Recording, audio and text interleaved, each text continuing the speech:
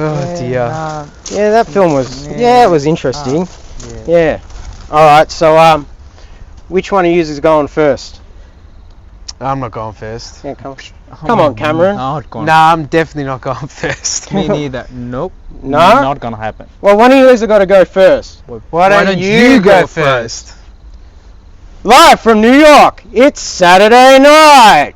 Movie Crew presents Cameron, John, Moon, reviewing Saturday Night.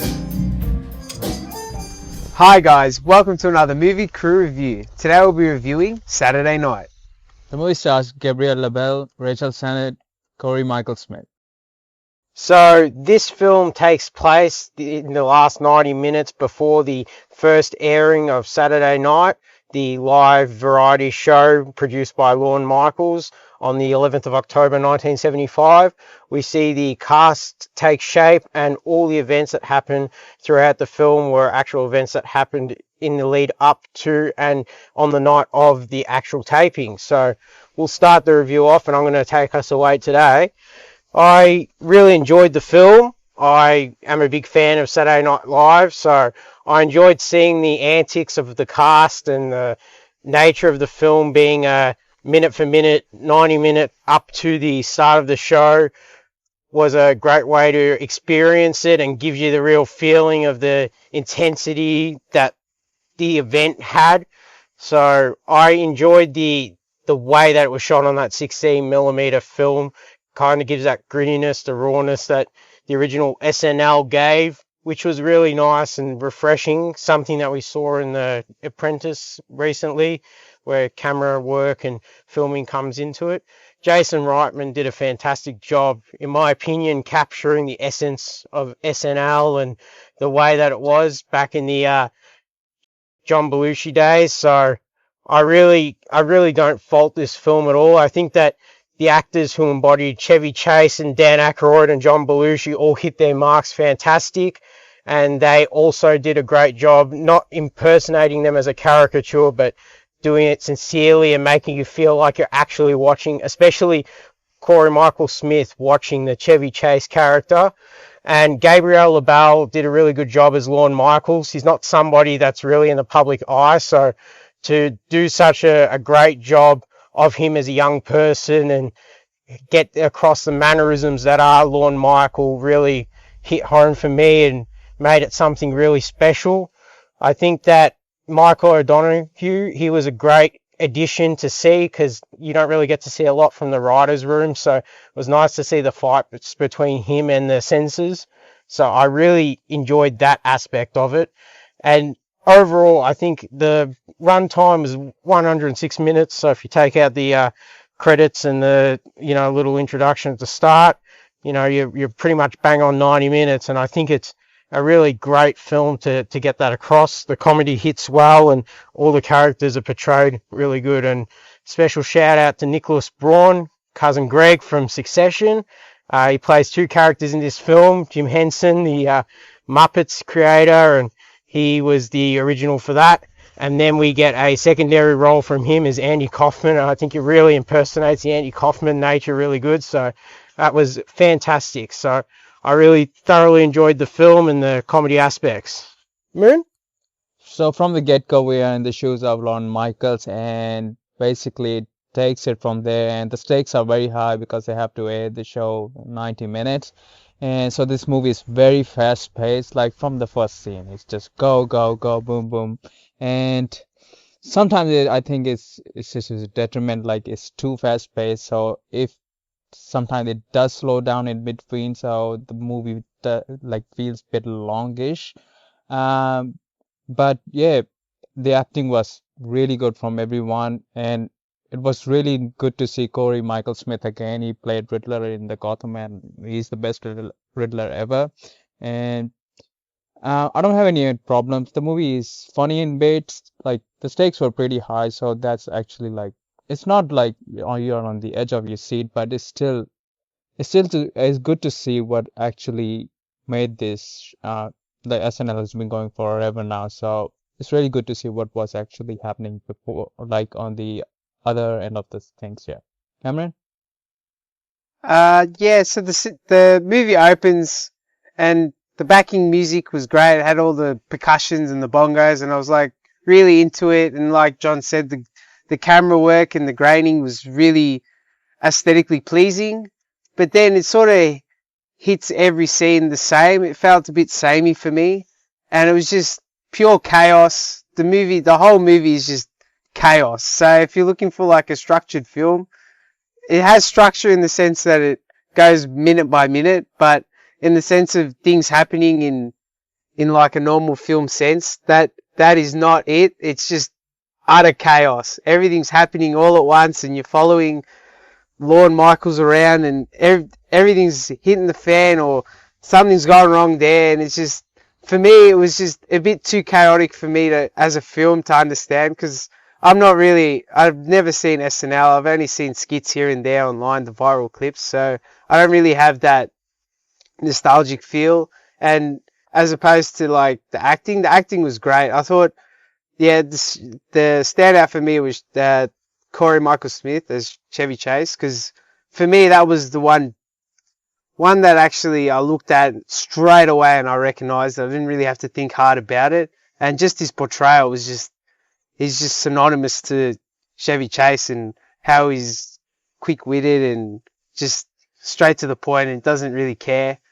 But yeah, the comedy for me, it wasn't overly funny, I think, but that's true to SNL. Like, I think the comedy in SNL is very particular, and if you like it, you like it, and if you don't, you don't. And for me, yeah, I'm more to the don't side.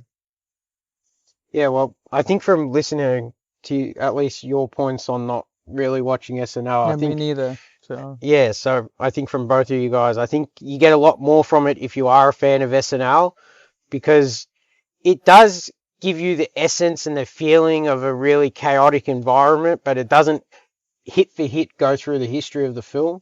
Yeah. Which is one of those things that if you're coming here expecting to learn about the actual making of SNL, or at least the first episode, you're not really going to get that much of the aspect of it. You're just going to get the point by points, if that makes sense. But knowing the history, I think that Jason Reitman, he's done his research and he's hit it quite well. I know that he's taken a lot of time and effort. So the plans for Studio 8H, which he actually found the original plans from the 1930s and built the soundstage and that whole floor. He built that whole thing off all the plans, made it as original as possible. Mm-hmm. Same with the script. The script was the only surviving copy, which all the people with the script pages, it's actually Billy Crystal's script from the first night.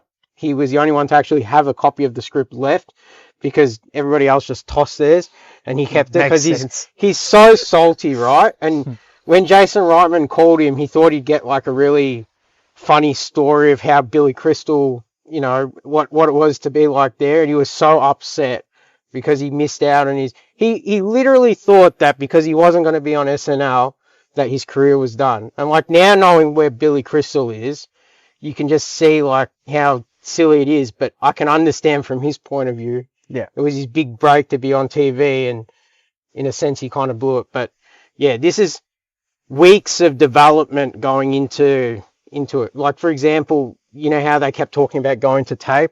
yeah. So there's a late night talk show called Tomorrow with Tom Schneider. So the week that they were actually supposed to go to air, they were in the film. They're not ready. They're running long. The executives weren't liking it.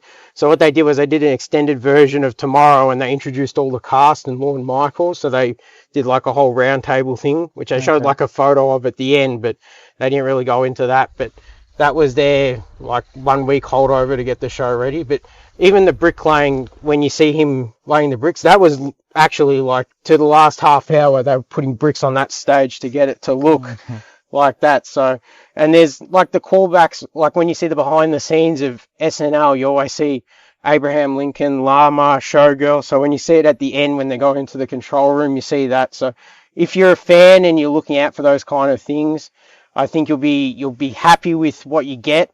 But if you're not like a fan of it, you won't really be that overwhelmed. But I think Willem Dafoe is the one thing we haven't touched on. as the NBC talent agent, Yeah.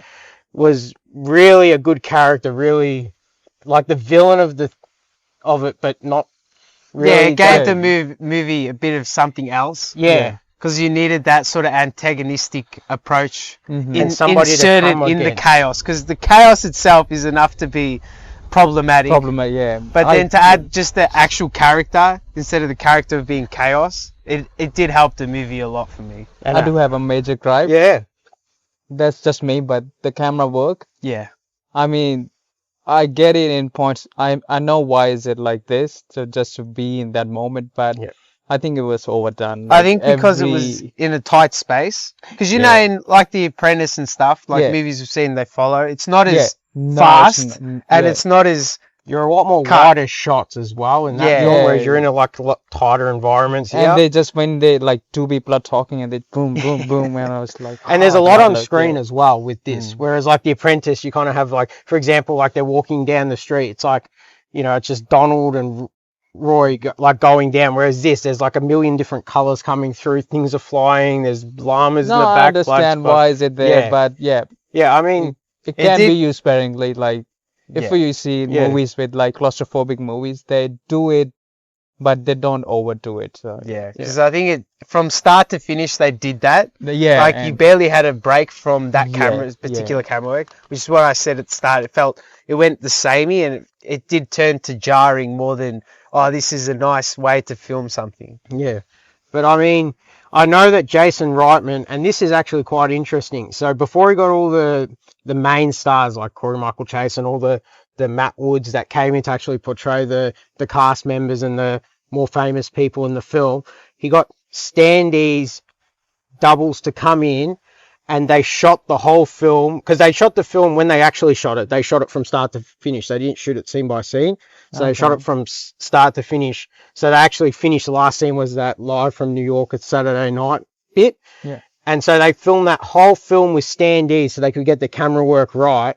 So then when the actors came in, they pretty much had to hit their mark every time because the cameras were like pre-worked in and they knew where they were going. And like some of the camera work for me was really impressive. Like when they're in the NBC, they're in the room with the NBC affiliates and executives, and you see like Lorne coming through, but the camera's like weaving through all the people. Like you got to, it's got to be like really planned precisely, because there are people that are on screen, that coming onto screen and also coming off screen, that are having to move out of the way of that camera, which is nice. And J.K. Simmons was Milton Berle, so he was a Mr. Television in real life, but really funny in this film. He's kind of an antagonist to Chevy Chase, and a really interesting character to put his ego in check, because he's the only person that actually has the know-it-all and the stardom to actually check Chevy Chase, which, as we know him now, he's a bit of a